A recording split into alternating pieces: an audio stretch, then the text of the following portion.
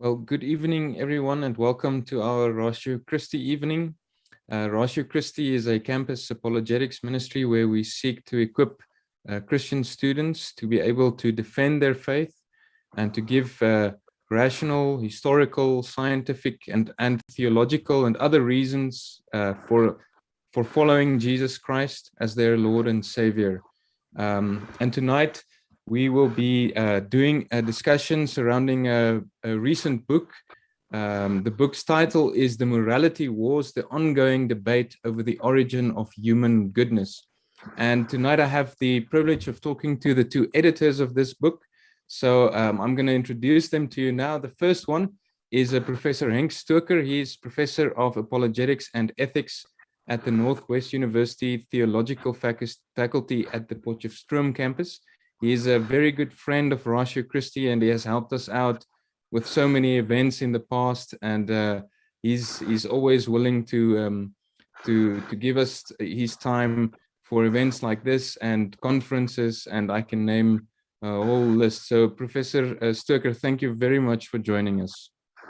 Thank you, Daniel. It's really a privilege, and I love to have this discussion. So, thank you for the evening. Thank you. And then our other guest this evening is Dr. Louise Mabille. Just like Professor Stoker, she's also a very good friend of Ratio Christi, and she's also helped us out with events in the past. She's done a lot of her work on the philosopher known Friedrich Nietzsche, and also she's done a second PhD also in English literature. Louise, thank you so much for being here, and thank you for your time. So it's lovely to have you with us as well. Good evening, Daniel. All right. So as I've said, the agenda for this evening is to discuss the recent book, The Morality Wars, and they've edited this book together. So there's other contributors as well, but they'll expand on that. So this is just gonna be an interview, a dialogue about this book, and it's also gonna serve as a discussion to introduce you to this book. If you ever want to pick it up and read it, then this will serve as a very good place to start, to just see what it's about, to get into it a little bit. And so that's the goal of this evening. And so I just want to start with a very basic question, and Professor Stoker and Dr. Mabille, you guys can interrupt me anytime you want. You can just tell me I need to shut up and let you guys talk about something you want to highlight. But I just want to ask you first, you can just, maybe you can start by just sharing some basic background, things like what motivated this project to edit this book, to get everyone together and ask them to contribute. What's the motivation behind this project? May I get? Yes, please, Louise. Okay. Don't worry, Henk, you'll get an opportunity. We just thought that that so many ideas in apologetics, as well as even in atheist thought, fall by the wayside, and that the conversation has been staged and conventional in itself. Well, some of the most challenging ideas both for Christians and for philosophy in general are just never aired. So we use this opportunity to put Christians in conversation with some of the most challenging ideas of our age. Henk, if you would like to add something. Yes, I think it's important to hear the different sides, especially in such an important debate. What is the origin of morality? We know that humans are moral beings. So where does it come from? What's the reason for that? And you can have a debate, and then everyone try to score some points in one way or another.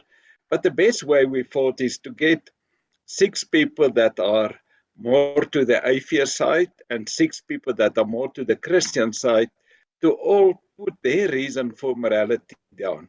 Actually, Louise divided it in 4-4-4, but you can also divide it in 6 and 6. And I think, Daniel, if we talk about what the title of everyone's contribution is, you will see that it is really a lot of interesting and even diverse points that the people have. And it's sort of the people you should listen to in this debate. So we are really thankful for that.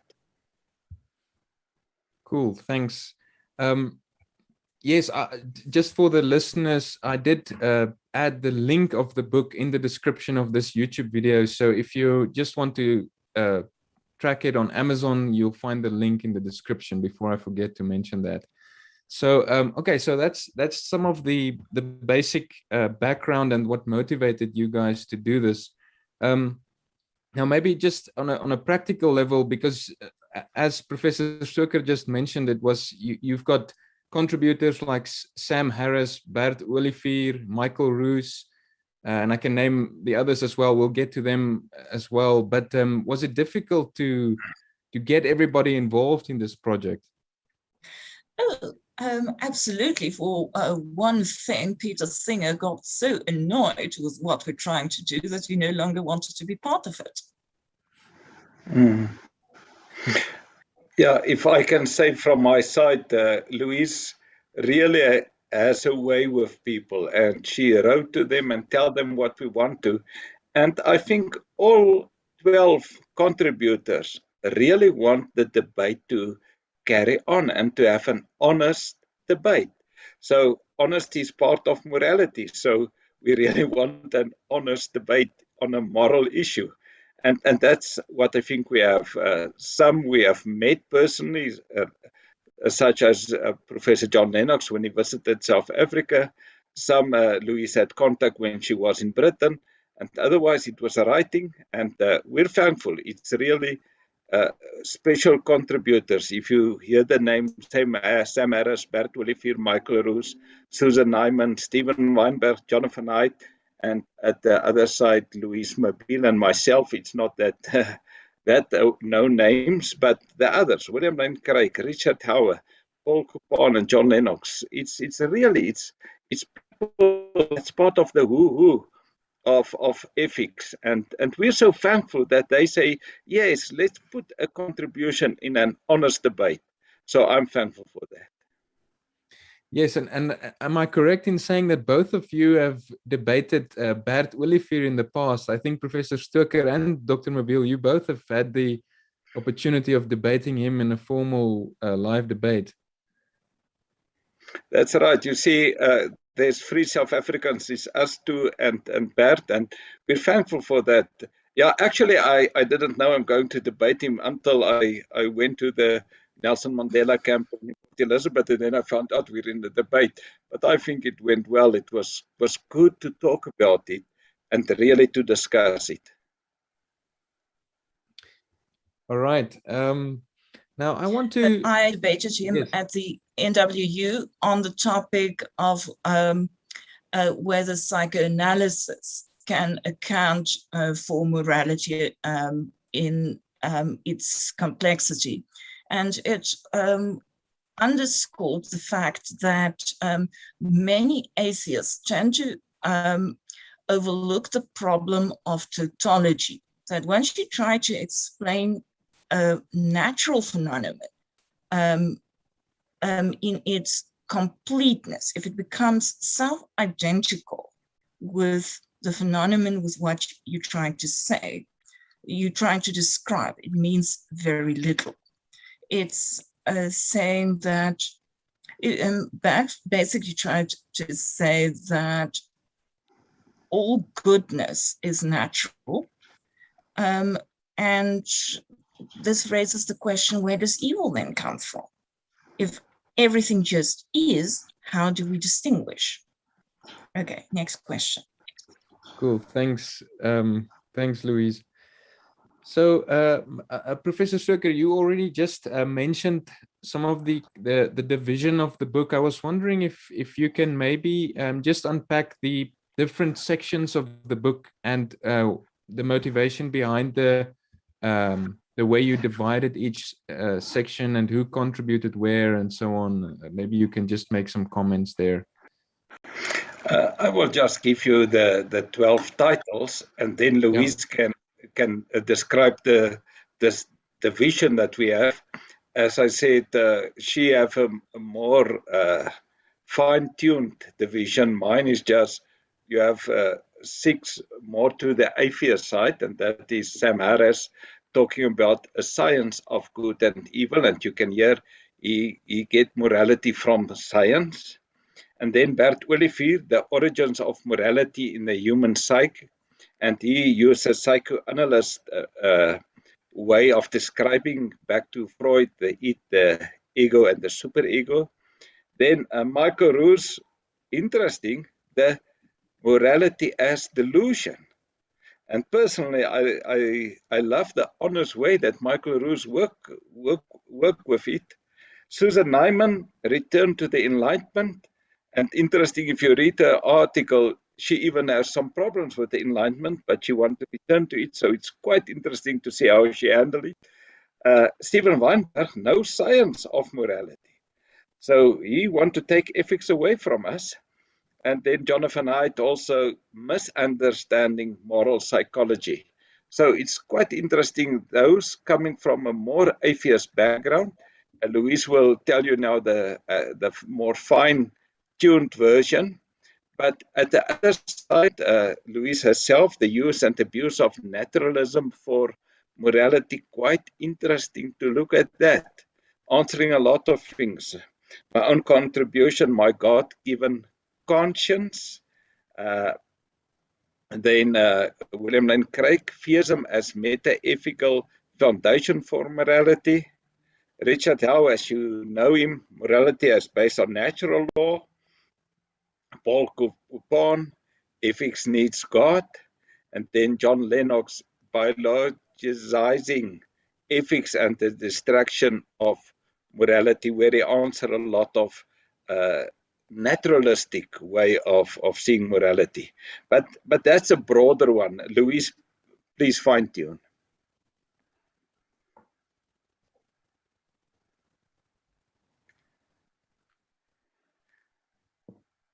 All right. I think we lost Louise there for a minute. I'm sure she'll join us again. So once she's back with us, we'll just ask her to.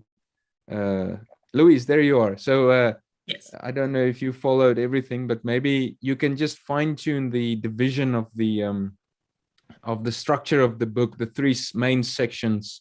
What was the motivation behind that division?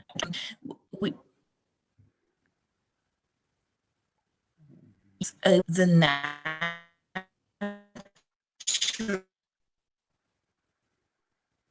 because that would be the technically correct term. People who try to account for morality in purely naturalistic terms do a lot more than just to refuse to believe in God. Then the ambivalence among them, I included agnostics like Jonathan Haidt, as well as my own essay. While I certainly am a Christian, let me emphasize that my essay did not can be described more as an attack on naturalism than in this instance an act of apologetics. And this section, which includes the late Steven Weinberg's essay, Jonathan Haidt and myself, in this section, we point to aspects that don't get discussed in debates on morality very often, and then they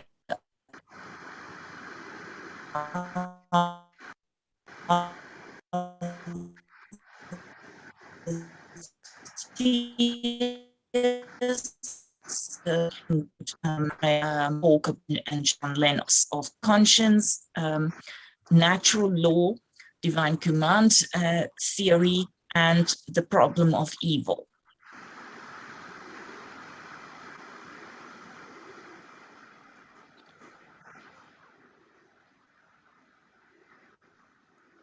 All right. It seems like Dr. Mabille has some problems with the internet there. Louise, are you still hearing us? I think you're muted. Yes, I'm back. Okay, sorry, Did we you hear the lost you there. last? Shall I just repeat the last sentence? Yes, go for it. Okay, so as I said, we end with the ambivalence, and no, we have the ambivalence and the fears headed by Prof. Henk, including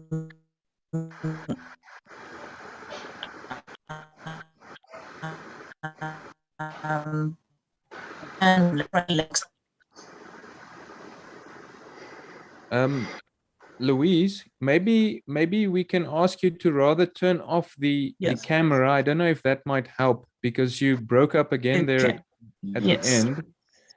If you can switch off your camera, that might be there it is. That might help. Okay. All right. I'm gonna move on to the next question, Louise. I'm sure we can revisit some of the structure again, but I think maybe I can ask you guys. So, if someone picks up the book and read it, what would you like them to take from it? What would be the main thing that you want people to learn from this project? For my part, I would like to see people engage the question with an open mind and an honest approach, and to hear the other side in the spirit of the legal maxim audi alterum partem, hear the other side. Okay, and Professor Stoker?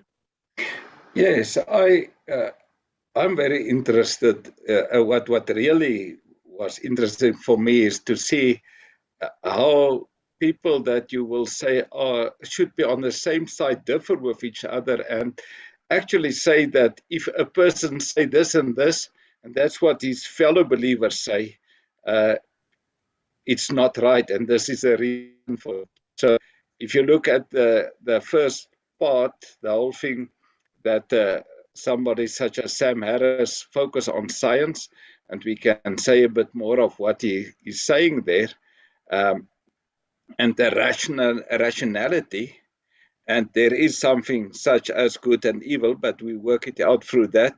And you go to the more evolutionistic sort of it developed because of my own what I need, and we work together. You know, that whole thing of a sort of altruism is actually selfishness in a disguised way.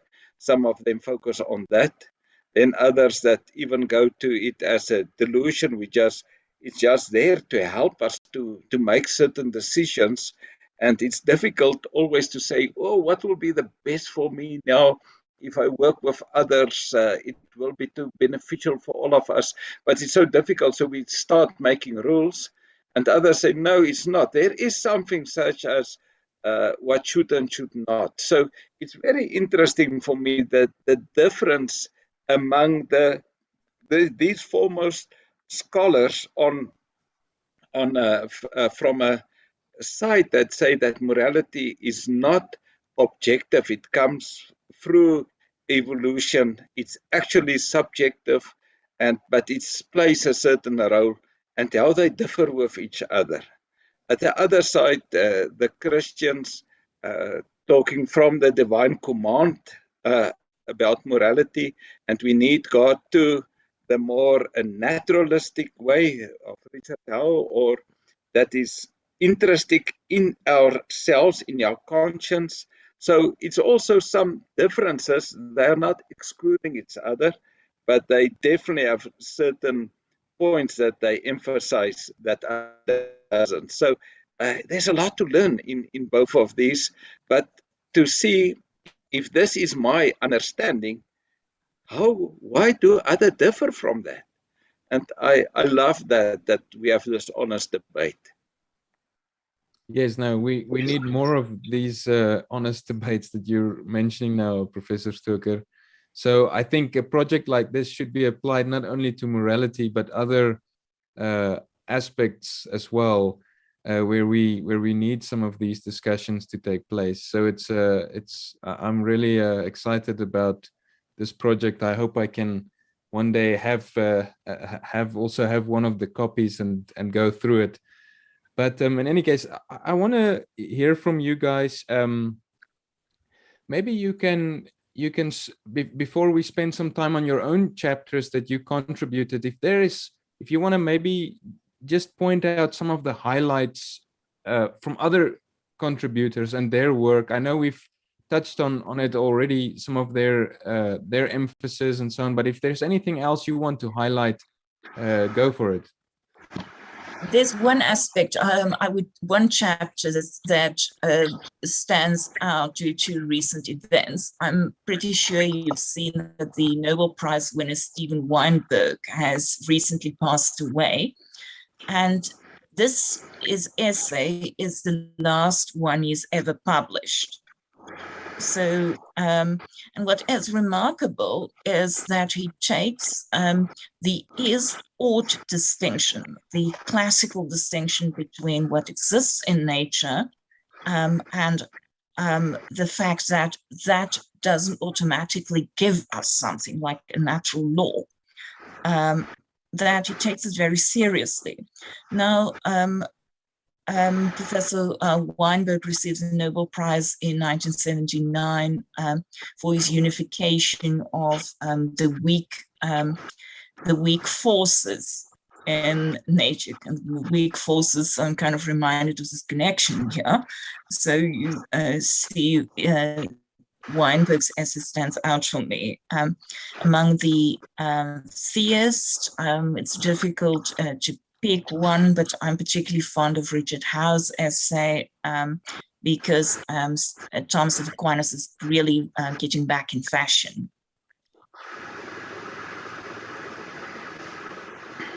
If I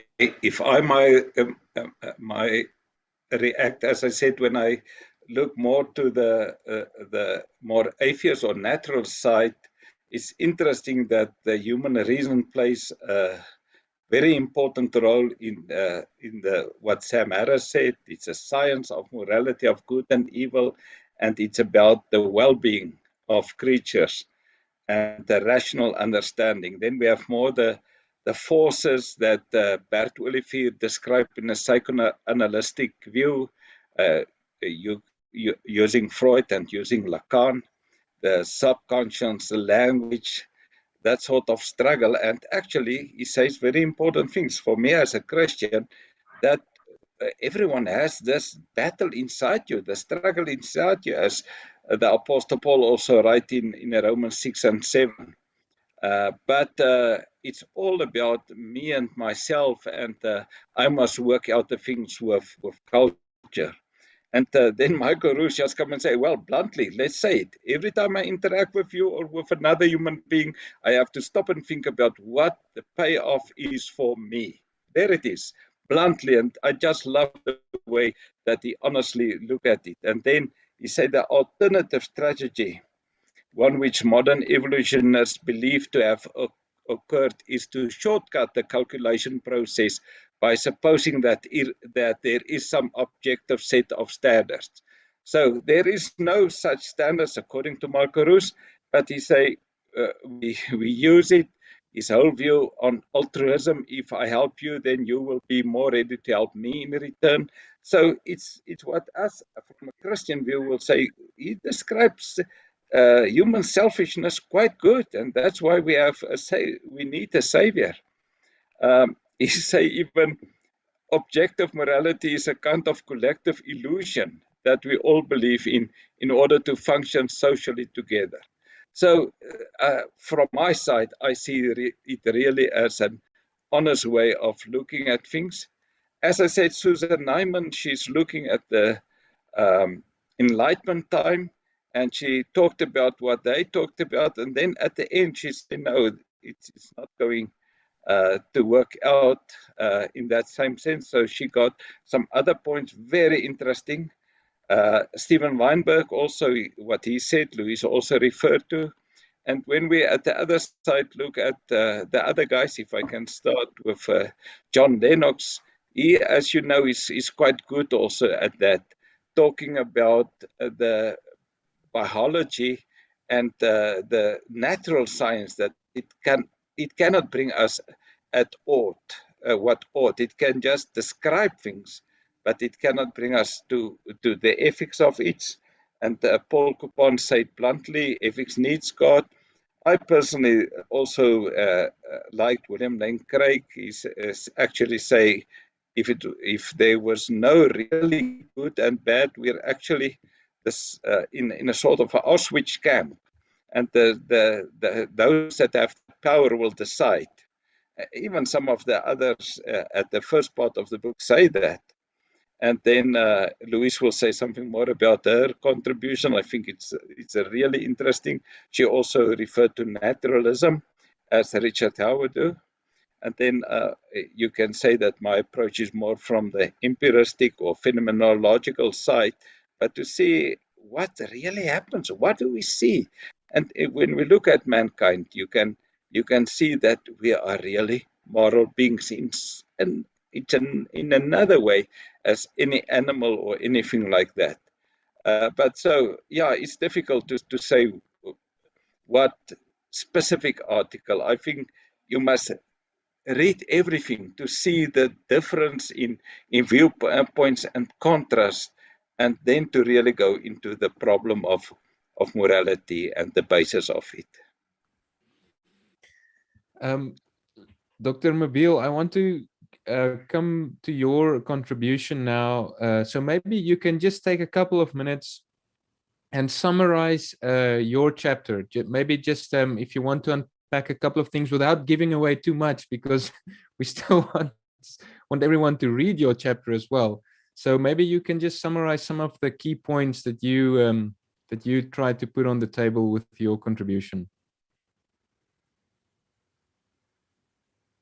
Louise, Dr. Mabille, I see you're muted, so maybe just remember to unmute before answering the question. Okay. Okay. Can you hear me? Great. Yes. My essay directly engages Sam Harris, whom I take to be a representative of the new atheist movement. And the reason why I'm included among the ambivalence is because I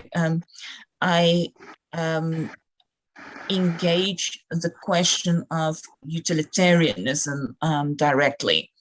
The real problem, I have a particular problem with the way in which Dr. Harris engages the pain-pleasure principle first as something original when it is a well-established 18th century tradition. And I point out the criticism that Nietzsche had, according to that pain and pleasure, for one, are not direct opposites. It's something that we've encountered several, that all human life will not be possible without the deep intertwining of pain and pleasure.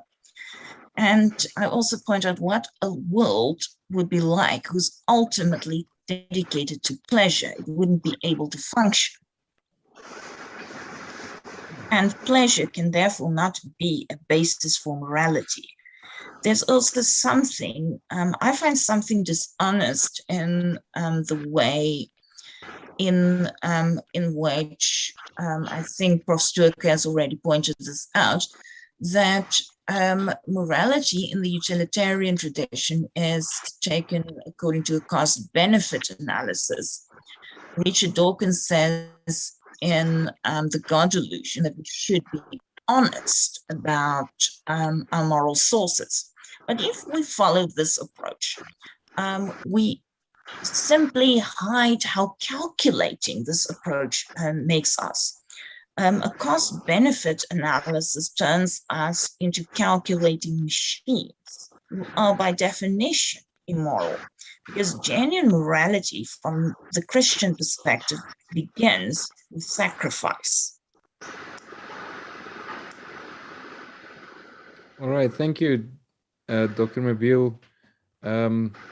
Professor Stoker, I want to ask you as well. I know that your grandfather has one of his books is also available. I think it's just titled Conscience. And I'm also just wondering from the title of your chapter, that you build off of his project, that you rely on that and sort of see your chapter as an expansion of his work as well. And maybe you can also just then highlight some of your points that you put on the table. Yes, I definitely refer to his work and try to build on that, but his work was written 19 years ago, and after 90 years, it was translated from the German to English by somebody there at Notre Dame University in America. I'm so thankful for that because my German is not that good, so I could understand a lot of it much better than in the past. And it's really worth reading. A lot of philosophers also refer to his work, and he have written that when he was just in his 20s. So I don't have that intellect, so I like to stand on other people's shoulders to see a bit further. But I took the whole thing that he debated there and took it to the whole thing of our question.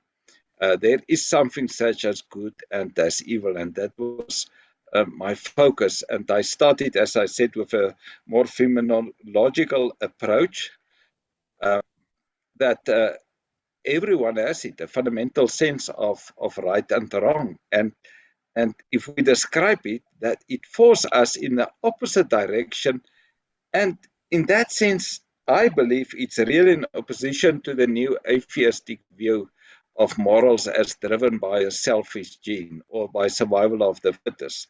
So I started the whole thing with a typical narrative about altruism that you do even if you don't want to do and you don't even like the person that you're helping.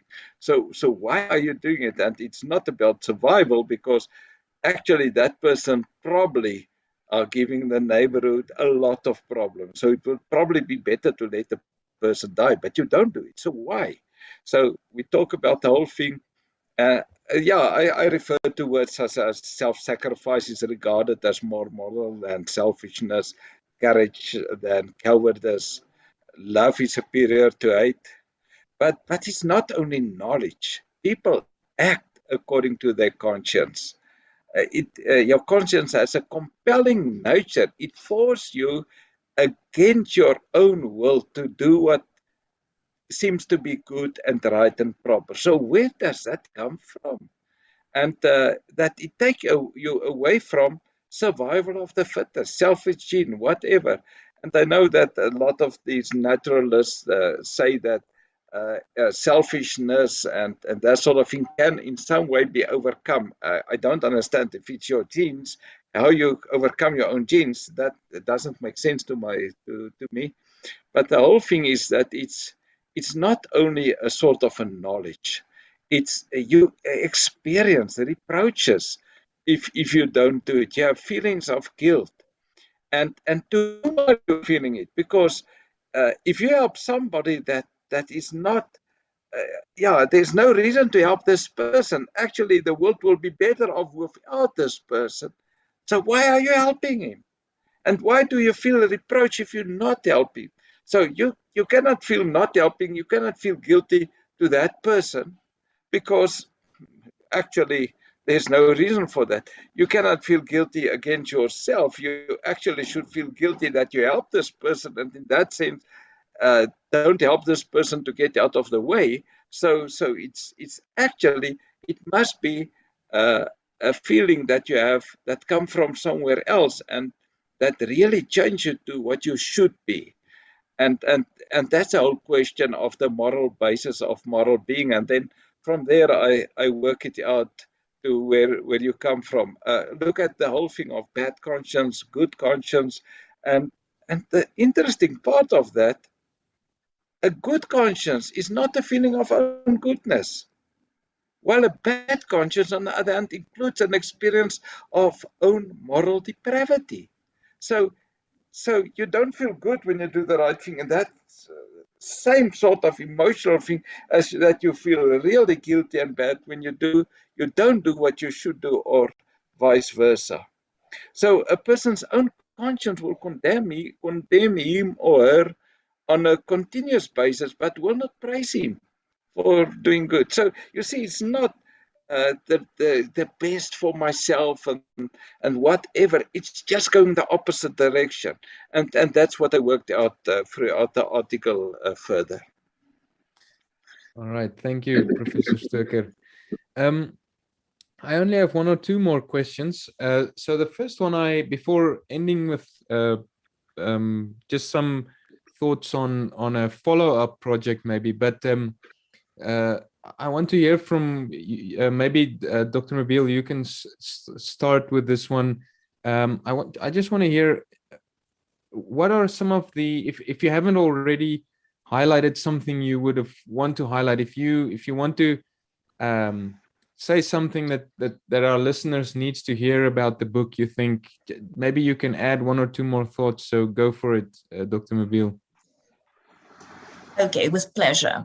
One of the problems, and with respect to contemporary morality, and this is not addressed in atheist debates with believers, is that so much of what we call morality is really the product of 2,000 years of Christian development. Not enough is being said about the difference between Greek ethics and Christian morality. And I think it comes out in the essay by Paul Capin on the problem of evil. The very problem of evil is a Christian question. The Greeks didn't have it. And a problem that I would like to approach further is the contingency of what we today call morality, the fact that moral goodness is a historical development. That doesn't imply relativism, but we can definitely not equate morality with a kind of universal golden rule. What I find surprising is that many atheists accept the notion that morality had historical origins or natural origins which developed over history, but they refuse to acknowledge the Christian impact in the shaping of what we today call the modern world. And this is something that I would like to spend more time on. Yes, history plays an important part in the development of morality, but it doesn't mean that we can steer history or human development in any direction that we wish. There are divinely ordained ends.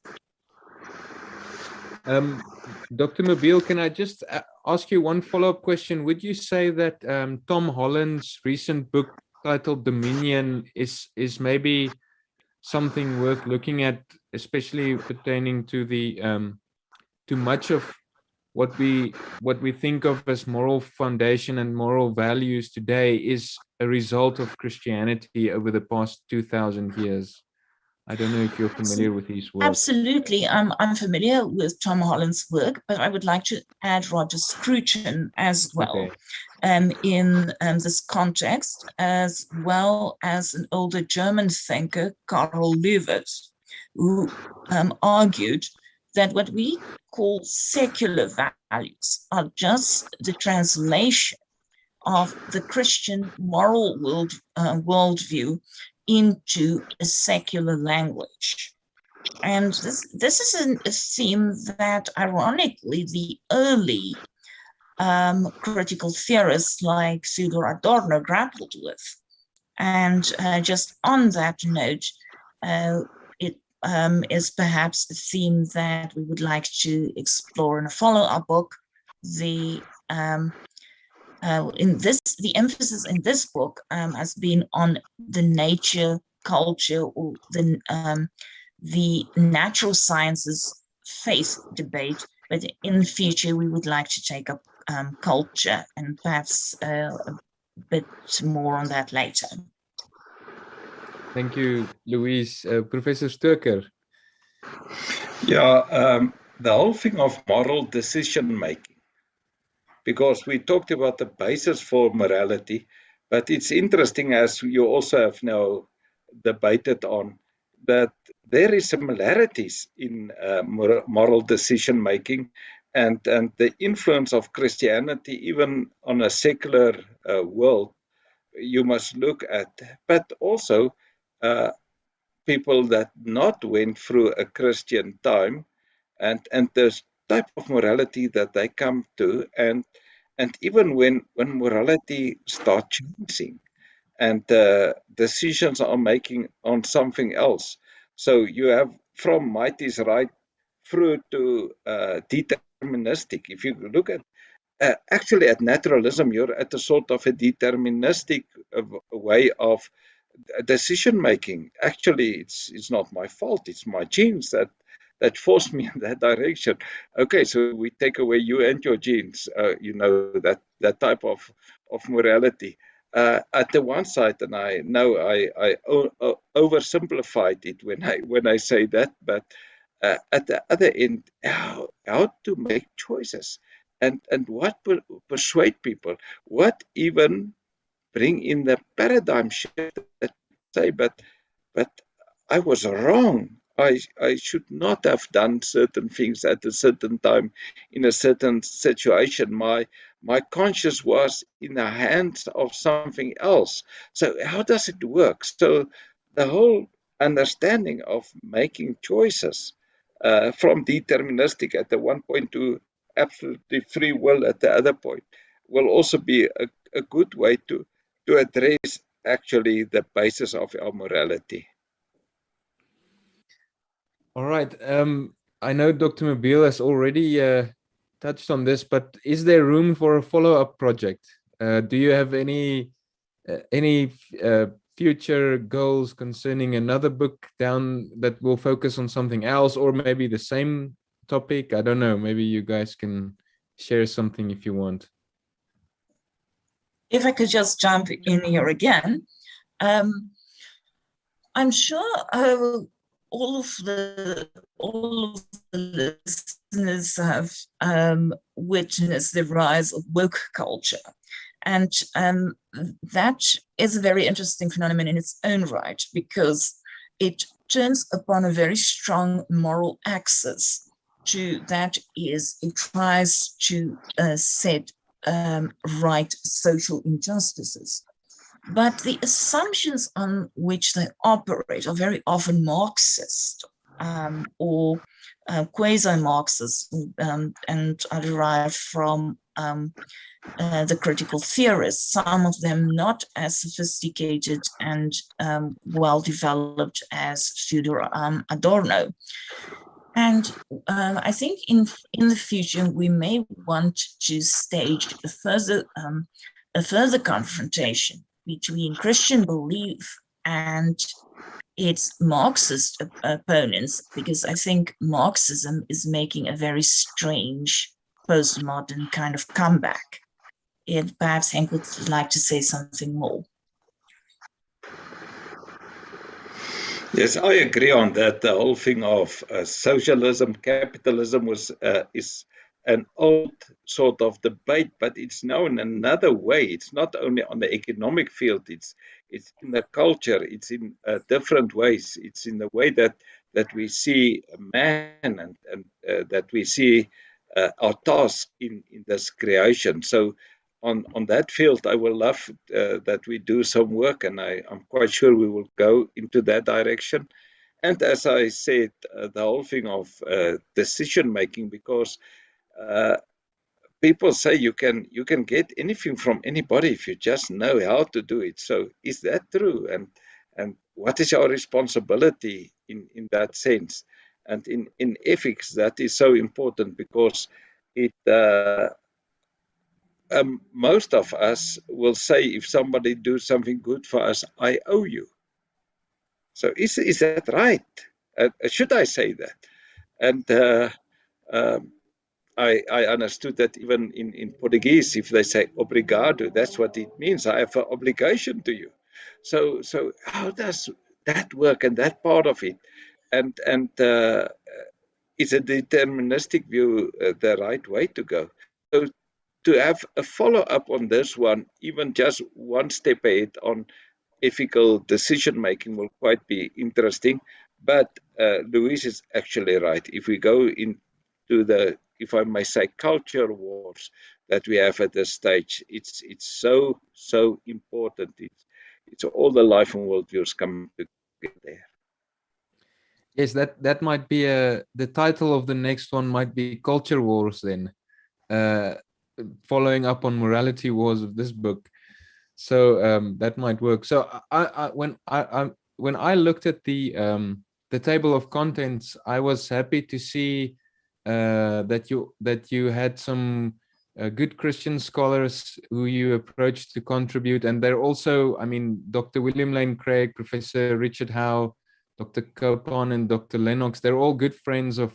They've all, except for Dr. Copon, I don't know if he has visited us in South Africa, but all the others has joined us here in South Africa. You all know them. You've worked with them. I think, Professor Stoker, you debated with Professor Richard Howe against Bert Olivier at Nelson Mandela University. And I remember the students, yes, they were there for hours afterwards just asking you guys questions and wanted to know more. So it was good for me. I was happy to see all the Christian scholars who you approached to contribute side by side with you as well. That was good to see. I'm going to allow each one of you to just share some final thoughts if you want to. Anything you would like to end with? Well, my final thoughts would be that this conversation is not yet over. We can't say that we've begun this battle. I think this conversation is as old as the New Testament itself. If we look at Acts 17, we see that Paul is engaging the people of Athens in a philosophical way.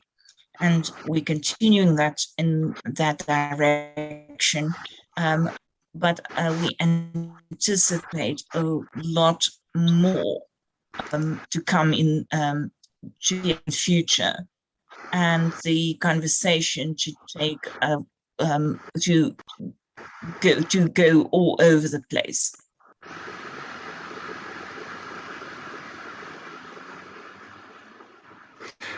Yeah, C.S. Lewis said human beings all over the earth had the curious idea that they ought to behave in a certain way and cannot really get rid of it. And it's well said. It's well said. We know there's something such as morality. We know there is something that is good and something that is bad. We can differ on finer points around it, but we know that. And then our life and worldview, our view of God and man, force us in one direction or the other. So if we just look at what we have and we honestly look at that, we can really see that we are not only selfish genes, or we are not only, how will I say, chemical reactions. We are not helpless. We have a responsibility, and we know that, and we keep each other to that responsibility. All right, awesome. Thank you very much, Professor Stoker and Dr. Louise. I appreciate your time as always. I know both of you are very busy with all the other projects that you're involved in. So I appreciate it that you put some time away to come and talk to us and share your just share the information surrounding this book. And I can really recommend this book to all the listeners out there. As I'm just going to repeat again, as I've said at the beginning, in the description of this YouTube video, you will find the link to this book on Amazon. So you'll find it there. Yes, so thank you very much, Professor Stoker and Dr. Mabille. I appreciate it. Thank you very much, and thank you for the work that you are doing, Daniel, and the rest of the Ratio Christi team. Thank you for the opportunity. Good night. All right. Thank you, everyone, for tuning in, and we'll see you with our next online event. Have a good evening. Okay.